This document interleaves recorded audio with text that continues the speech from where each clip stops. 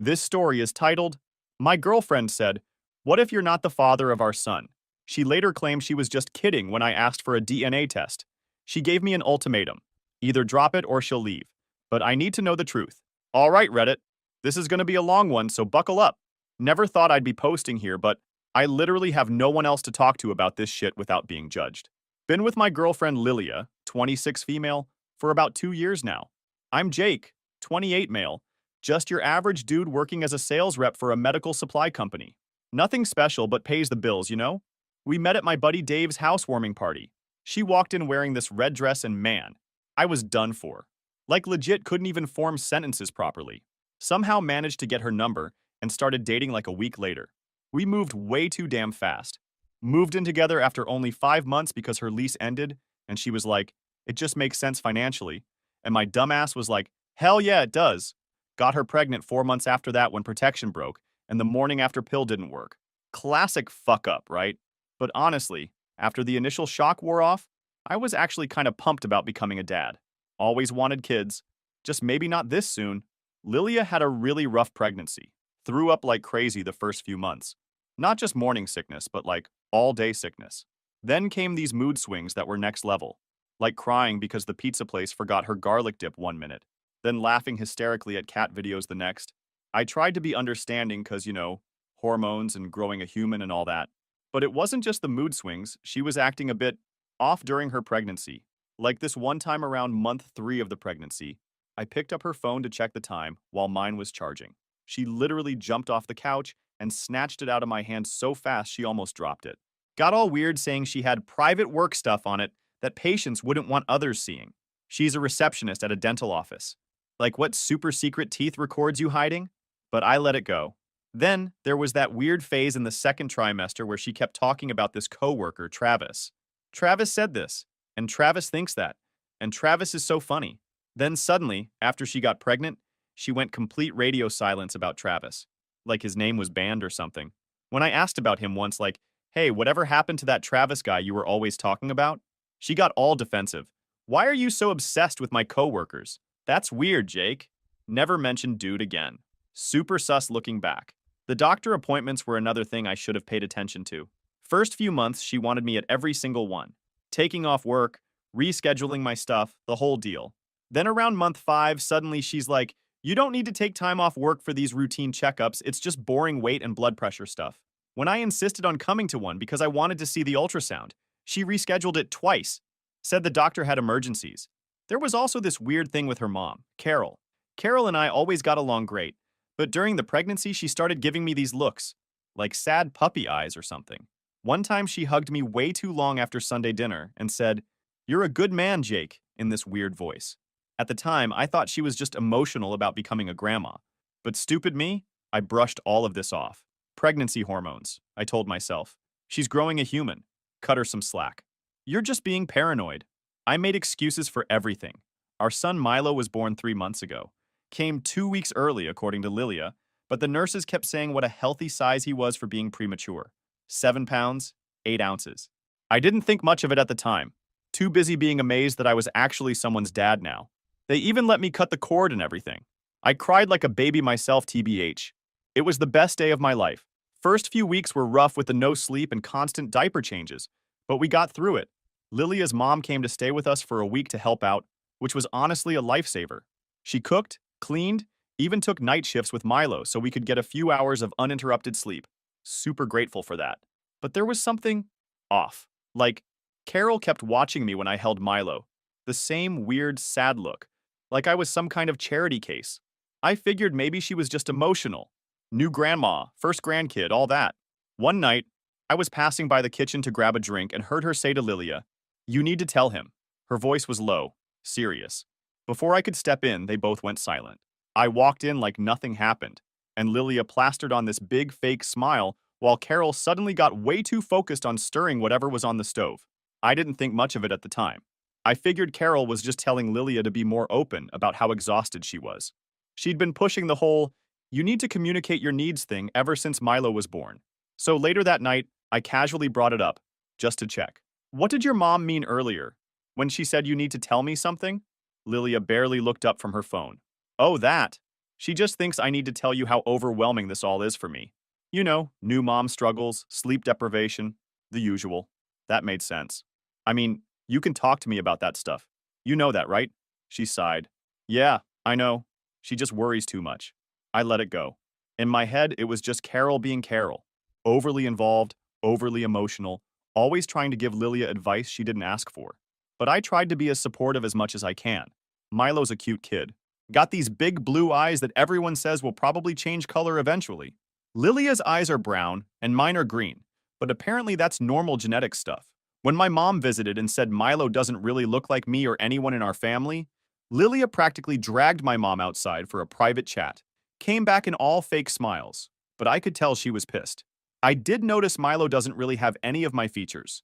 Not my nose, not my chin, nothing. But lots of babies just look like potatoes at first, right? So yeah, that's where things were at 3 months in. Me playing happy dad, Lilia being weird about her phone, and getting all defensive anytime someone mentioned who Milo looks like. But everything changed last Sunday at dinner with Lilia's parents. We do this thing where we go over there every other weekend. Carol makes lasagna or pot roast, Frank, Lilia's dad, talks about his fishing trips, and we all pretend we're the perfect little family. Usually boring as hell, but whatever. Free food. This particular Sunday started normal enough. We show up around 5, Lilia carrying Milo in his car seat. Carol immediately takes him while making those weird baby noises adults do. Frank gives me soda, and we head to the living room while the women do kitchen stuff. Yeah, I know how that sounds, but that's just how they roll. I've offered to help cook before, and Carol acts like I suggested burning the house down. Frank's watching some trashy TV show. One of those Maury-type deals where they do the dramatic paternity test reveals. You know, where the dude is either crying or doing backflips depending on if he's the dad or not. I'm half paying attention, scrolling through my fantasy football lineup on my phone. Lilia comes in from the kitchen with Milo, plops down next to me on the couch. On TV, there was some guy is literally jumping on furniture, screaming, "I told y'all I ain't the daddy!" while the mom bursts into tears. Classic trash TV. I glance at Lilia, expecting an eye roll or some snarky comment about how ridiculous this show is. But nope, she's laughing. Like really laughing. A little too much. It starts off normal, but then it just keeps going. Louder, high-pitched, almost forced. She's clutching Milo like she's afraid he's gonna float away, her face turning red. Damn, I say, raising an eyebrow. Didn't know this was your kind of humor. She waves a hand, still giggling. It's just, God, these people. She gasps between laughs. It's so dramatic, like, can you imagine? And then, completely out of nowhere, she blurts out, "What if you're not Milo's dad?" Then she laughs again. But this time, it's different. It's not the belly laugh from before. It's weird, high-pitched, almost robotic. Like she's forcing it out, trying to cover up the fact that she just said something really, really dumb. The room goes dead silent. Frank mutes the TV mid-paternity test reveal. Carol, who's in the kitchen stirring a pot of sauce, drops a spoon so hard it clatters against the floor. I just stare at Lilia. My brain stalls. Like, what the actual hell did she just say? She's still holding Milo, but she suddenly looks like she wants to disappear. Her eyes dart around the room like she's trying to gauge how bad she just messed up. Then, in a voice way too eager, she quickly adds, "I'm totally kidding. Look at his chin dimple. That's all you." Her fake smile is so forced it might as well be drawn on with a Sharpie. Except, I don't have a chin dimple. Never had one. But you know who does? Lilia's brother. Frank cleared his throat and cranked the TV volume back up way too loud. Carol called from the kitchen that dinner was ready, even though I could see from where I was sitting that she was still stirring the pasta. The rest of dinner was awkward as hell. Frank kept talking about fishing lures way too enthusiastically. Carol barely said 2 words, just kept giving Lilia these shut the fuck up looks whenever she tried to start a conversation. Lilia was doing this nervous thing where she talks too much and too fast about nothing important. I just focused on eating, holding Milo when he got fussy. On the drive home, I tried bringing it up. That was a strange joke at your parents' house. She got super defensive right away. Oh my God. Can't you take a joke? It was just because of that stupid show your dad was watching. Why are you being so serious about this? It just seemed like a weird thing to joke about. And you said he has my chin dimple, but I don't have one. Jesus, Jake. It's just a stupid dimple. He has your eyes. He definitely doesn't have my eyes either. Mine are green. Lilia's are brown. Milo's are bright blue. I took high school biology. I know that's not how it's supposed to work. But I didn't say that part out loud. I'm not trying to start a fight, I said. It just caught me off guard. Well, stop making such a big deal about it. God, you're being paranoid. Is this because your ex cheated on you? Are you projecting that shit onto me now? Low blow. My ex from college did cheat, and Lilia knows that's a sore spot. But bringing it up felt like she was trying to make me the bad guy for questioning her weird-ass joke. We drove the rest of the way in silence. I kept replaying the moment in my head, the way she said it, the panic when no one laughed, the way her parents reacted, not confused, but like tense, like they knew something. I don't know why it made me look into things closer, although it was just a joke. That night, while Lilia was in the shower, I found myself staring at Milo in his crib, really looking at him for maybe the first time, trying to find myself in his face. His hair is darkening to a color closer to Lilia's. His nose is tiny and turned up like hers. Mine's a big old schnoz, thanks to my dad's Italian genes. His eyes are nothing like either of ours. Could be normal, right? Genetics are weird. Not every kid is a carbon copy of their parents. But combined with that comment, I couldn't stop the thoughts from spinning in my head. The next few days, I tried to observe her closer to see if there were any signs. And honestly, nothing felt different. Lilia was the same as she'd always been, busy with Milo, exhausted, but still joking around with me like usual. If anything, she seemed more affectionate, always leaning against me on the couch, kissing my forehead when she passed by. Little things like that. The comment at dinner was still nagging at me, though, but she didn't act weird afterward. No nervous energy, no avoiding me. If I brought up Milo, she was just as doting as always. One thing did stand out, though. The gym. She started back up a few weeks after Milo was born, which I didn't think much of. She'd been really into fitness before the pregnancy, always talking about how she couldn't wait to get back into her routine. Now she was going 3 times a week, always at the same time, never missing a session. I joked one night, "You're more committed than I am. Maybe I should start tagging along." She barely looked up from folding Milo's onesies. "Babe, it's literally the only thing I do that's just for me. Can you please let me have this?" It wasn't even said in a defensive way. More like she was exhausted and begging me not to take this one thing away from her. I backed off, told her I was just joking. I started to think maybe I am overreacting. But then, about a week after the dinner incident, I overheard her on the phone with her sister. I was in the living room with Milo while she was in the bedroom, door halfway closed. I wasn't trying to eavesdrop, but her voice was loud. "I don't know what the hell I was thinking, Callie," she groaned. "It just came out before I could stop it." She paused, then laughing. "I know. I know. It was so stupid. You should have seen his face, though. And my parents, oh my God. You could hear a pin drop." More laughing. I felt my stomach tighten. Her sister must have asked if she cleared it up because Lilia sighed. "Yeah, I told him it was a joke. I mean, obviously. It's not like I'd actually—" She cut herself off. "Anyway, yeah, he seemed fine after." I should have walked in. I should have asked right then why the hell she even felt the need to clarify that. But instead, I just sat there, bouncing Milo on my knee, pretending I didn't just hear something that made my chest feel tight. But I think she noticed how I'm being too aware lately because she was fetting weird about me holding Milo lately. Before all this, she was happy to let me take him so she could nap or shower.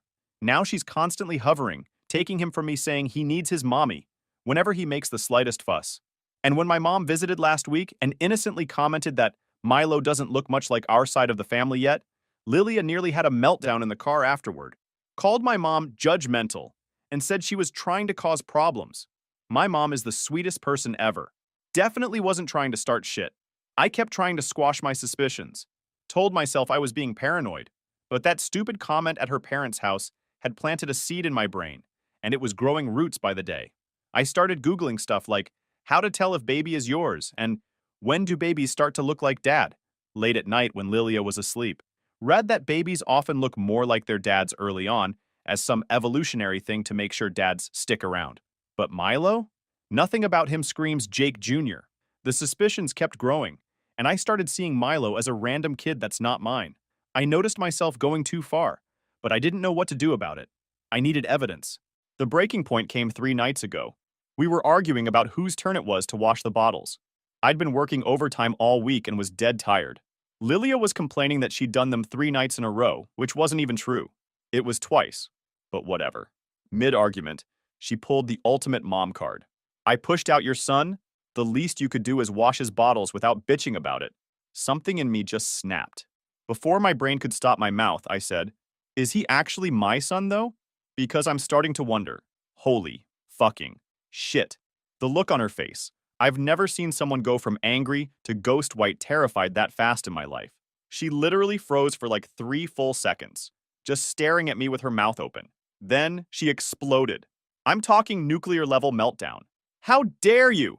I carried him for 9 fucking months. I've been up every night with him while you sleep through his crying. And you have the nerve to question if he's yours? What kind of monster does that? She was screaming so loud I was worried the neighbors would call the cops. Milo started crying in his crib from all the noise, but I didn't back down this time. If there's nothing to hide, let's just do a DNA test and put my stupid fears to rest. Should be no big deal if he's mine, right? That's when she completely lost it. Grabbed a vase off the coffee table and threw it against the wall. Glass shattered everywhere. Then she started sobbing, like full body heaving sobs. I'm not subjecting my son to a test because you're insecure. If you don't trust me, what do we even have? How can we be a family if you think I'm a liar and a cheater? She stormed into the bedroom, and I went to check on Milo to make sure he was okay with all the yelling. When I came back out, Lilia was shoving clothes into a duffel bag. What are you doing? I asked. I'm not staying here with someone who thinks I'm a whore, she said, still crying. I'm taking Milo to my parents' house until you get your head straight. I tried to calm things down. Lilia, come on. We need to talk about this like adults. There's nothing to talk about. You either trust me and drop this or you don't. It's that simple. She packed up Milo's diaper bag, grabbed him from his crib, and was out the door before I could even process what was happening. Sent me a text 20 minutes later saying she'd made it to her parents' place safely. Like I gave a shit about her at that point. I just wanted to know Milo was okay. I didn't know what to think after she left. The weight of it all hit me at once. What if I was wrong? What if I'd just blown up my entire family over paranoia? But at the same time, what if I was right? And if I was, then what the hell had the past year of my life even been? She stayed at her parents for 3 full days. Her mom called me on day 2 to say I should be ashamed of myself for accusing Lilia of such a terrible thing. I asked Carol point blank if she knew for sure Milo was mine, and she hung up on me. That told me everything I needed to know. Lilia came back on Friday, walked in all calm like nothing had happened, said she'd been thinking about things and could understand why. I might have doubts given my past with cheating exes. She gave me an ultimatum. Drop this paternity question completely, and we can work on rebuilding our trust, or we're done. I won't raise my son with someone who doesn't trust me. Notice how she said my son and not our son? Yeah, I caught that too. I decided to play along just to know the fucking truth. So I pretended to agree, told her I was sorry for overreacting, that I loved her and Milo, and wanted us to be a family. She seemed to buy it, but things were still tense all weekend. Lots of fake smiles and forced conversations. But in my head, I knew what I had to do. This wasn't going away. That comment at her parents' house, her extreme reaction to me asking for a test. I needed to know the truth. So on Monday, I ordered one of those at-home DNA paternity test kits online. Paid extra for next-day delivery. It showed up Tuesday while Lilia was at work. I hid the box in my gym bag in the trunk of my car. I tried to act normal for the next few days. Pretended everything was fine, helped with Milo, did the dishes without being asked, even brought Lilia flowers one night to really sell the I'm over it act. Inside, though, I was a fucking mess.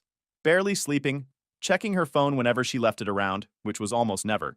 Even followed her to the gym one day, but didn't find anything off. On Thursday, I finally got my chance. Lilia said she was going to take a long shower to relax. Milo was napping in his crib. Perfect timing. I grabbed the test kit from my car, read the instructions like 5 times to make sure I didn't mess it up. You're supposed to swab the inside of the kid's cheek, then do your own, seal them up separately, and mail them off. My hands were shaking so bad I could barely open the package. I crept into Milo's room, staring at this little dude who might not be mine. He was out cold, doing that twitchy dream thing babies do. For a second, I almost backed out. What if I'm wrong and just destroying my relationship over nothing? But then I remembered Lilia's face when I asked for a test. Not confused or hurt, scared. That's not how innocent people react. I gently swabbed the inside of Milo's cheek, trying not to wake him up. He stirred a little but didn't wake up. Sealed that swab in its container. Then did my own cheek. Sealed it up, packed everything back in the envelope with my credit card info. The shower turned off right as I was finishing. I shoved the envelope in my pocket and barely made it back to the living room before Lilia came out in her bathrobe. She asked what I was doing, and I said I was just checking on Milo. I mailed the test on my lunch break the next day. Paid $200 for rush processing. They said results would come in 2 to 3 business days. Thought I was in the clear until Saturday morning.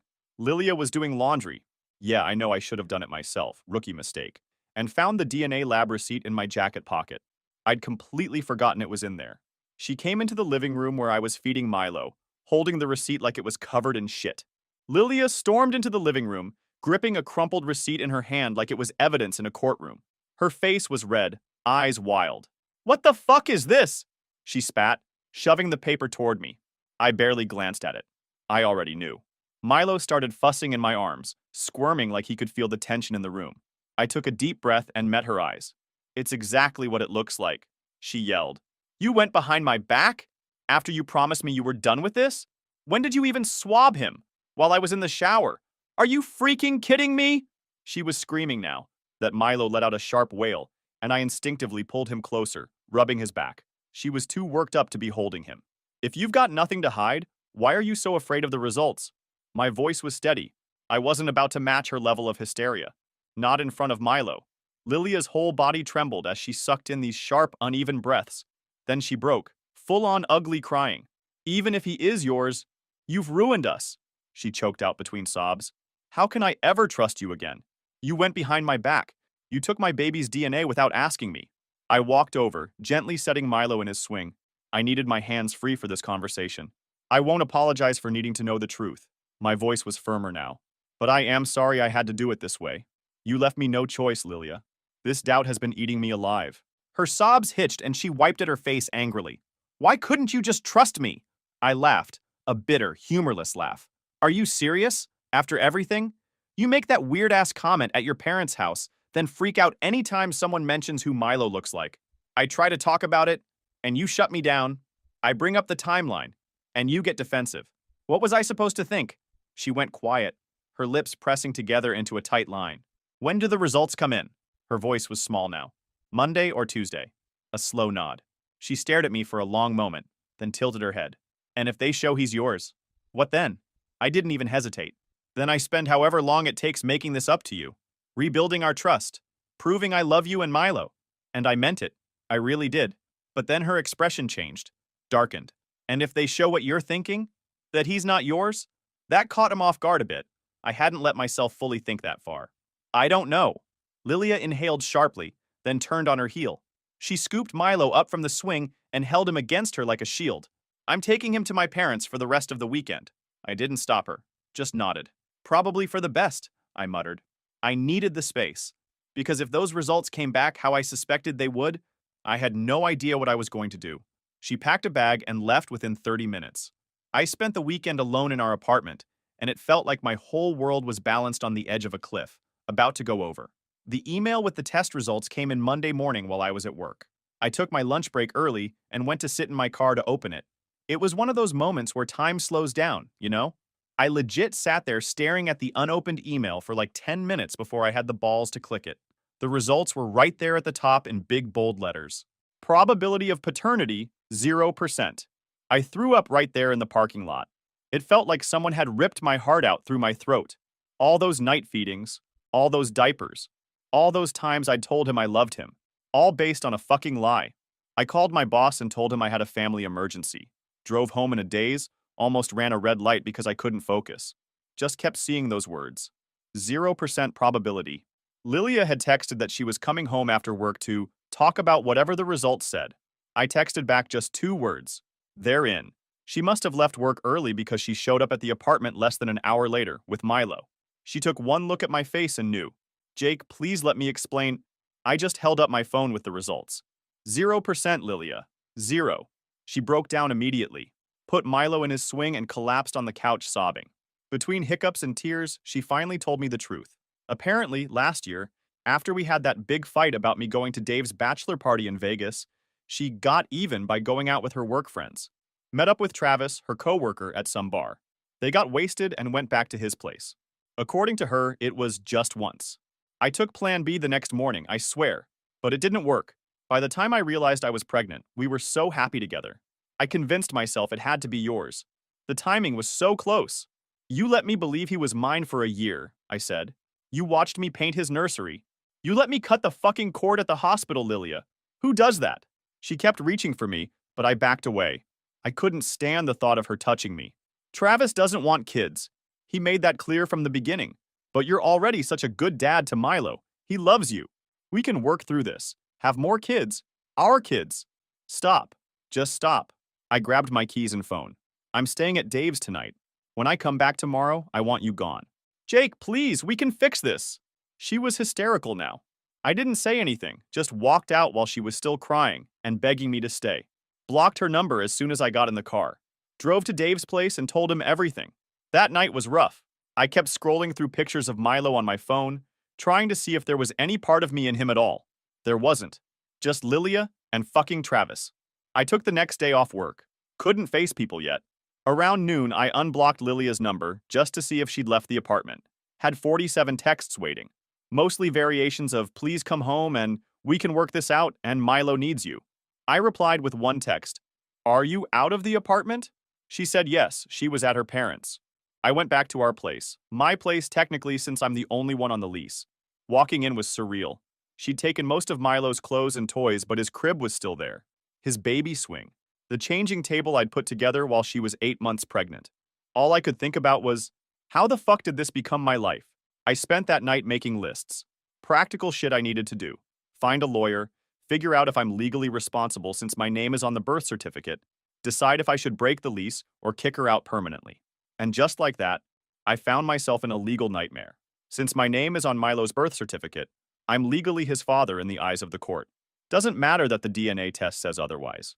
In this state, if you sign the birth certificate, you're accepting responsibility as the father. Period.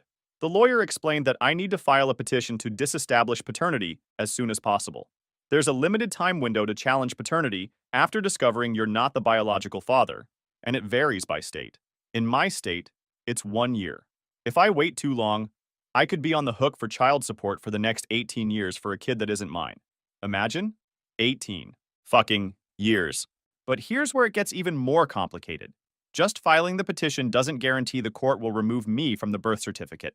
The judge has to consider the best interests of the child. So even though Milo isn't biologically mine, if the court decides I've established a father-son relationship with him, they could still make me legally responsible. When the lawyer told me this, I nearly lost my shit right there in his office. How is that fair? I was tricked into believing I was this kid's father. I didn't choose this. He stayed super professional though. Said our case is strong because Milo is only 3 months old, so the relationship isn't that established yet. Plus, we have clear DNA evidence I'm not the father. And we know who the potential biological father is, Travis. The plan was to file the petition to disestablish my paternity and simultaneously file to establish Travis's paternity. We're going to force that asshole to take a DNA test and take responsibility for his kid. Lilia was served papers on Friday. She showed up at my apartment that night, completely hysterical. Wouldn't stop banging on the door and screaming until I threatened to call the cops. The neighbors definitely heard everything. How could you do this to Milo? She kept yelling through the door. He's innocent in all this. Yeah, no shit. So was I. But I wasn't the one who created this situation. She finally left when I started recording her meltdown on my phone through the door crack. Smart enough to know that wouldn't look good in court, I guess. Her dad called me the next morning. Frank's always been a decent guy, so I took the call. He was calmer than Lilia, but still pretty heated. Son, I understand you're hurt. What Lilia did was wrong, but that baby boy needs a father. I cut him off. He has a father. It's her coworker, and your daughter knew that all along. Long pause. Then, did you ever consider that maybe Lilia made a mistake, but she chose you to be Milo's dad because she knew you'd be good at it? That maybe this was her messed up way of trying to build a family with you? Frank, she lied to me. Every single day. She watched me build a nursery for a kid she knew probably wasn't mine. How would you feel if someone did that to you? He sighed. I'd feel exactly like you do. But I'm asking you to think about Milo here. I know that little dude didn't do anything wrong. But neither did I. I'm sorry, Frank, but I can't raise another man's child that was born from a lie. I just can't. Sunday, Lilia texted that Travis is refusing to take the court-ordered paternity test. Says he knows he's not the father, and that she's trying to trap him. Ironic, right? What goes around comes around. In the preliminary hearing, Lilia showed up with her own lawyer. I expected her to contest everything, but surprisingly, she didn't. Her lawyer said they're not opposing the petition to disestablish paternity. They're just requesting visitation rights for me if I want them, since Milo knows me as his father. The judge ordered Travis to appear for a DNA test next Monday. If he doesn't show, there could be a warrant issued for him. The court finally ruled on my case 6 weeks after my last update. My name has officially been removed from Milo's birth certificate. I'm legally not his father anymore. Might sound weird, but when the judge made it official, I felt this weird mix of relief and emptiness at the same time. That dude, Travis, finally took that fucking DNA test, which confirmed what we already knew. He's the biological father. Now he's legally responsible for child support. My lawyer says I'm lucky this didn't drag out for years, which apparently happens a lot in these situations. Small victories, I guess. After the court ruling, shit got even weirder. Lilia called me crying, saying Milo was sick with an ear infection and Travis wouldn't help. "You're the only one he knows," she sobbed. I hung up on her. The next day, she showed up at my apartment with Milo, banging on the door and crying. I didn't answer. Watched through the peephole as she eventually gave up and left. She slipped a note under the door that just said, "He'll always be your son in the ways that matter." I burned that shit in the kitchen sink. Had my lawyer send her a cease and desist letter after that. She hasn't contacted me since. It's been hard, not gonna lie. For the first month after the court decision, I'd wake up sometimes thinking I heard Milo crying in the other room. Would actually get out of bed before remembering he wasn't there. Was never really mine to begin with. I ended up taking Dave's advice. Donated literally everything baby related to a women's shelter. The crib, clothes, toys, all of it. Kept absolutely nothing. That was a rough day, boxing all that stuff up. Found this daddy's best buddy onesie I'd bought him before he was born. Almost kept it, but knew that would just mess me up in the long run. Got a transfer to my company's Austin office. New city, new apartment, new phone number, whole new start. Told only a couple close friends where I was going. Complete fresh start. For anyone else going through something similar, get the DNA test right away if you have any doubts. Don't wait. And lawyer up immediately. The legal system isn't designed to be fair to guys in our situation. Also, finding out that someone you loved could lie to your face every day for a year really fucks with your head. Makes it hard to trust anyone. I'm working on that in therapy too. I don't think I'll post about this again. Closing this chapter of my life for good. Moving forward, focusing on myself, my job, my dog, reconnecting with old friends who don't ask about the baby. Thanks guys for helping me through the darkest time of my life. For all the advice, support, and just letting me vent. It meant more than you know. Edit. To the people asking if I'll ever date again. Yeah, eventually. Just not ready yet. Trust issues, you know? Edit 2. For everyone asking about Travis. Last I heard, Lilia was taking him back to court because he missed child support payments. Not my circus, not my monkeys.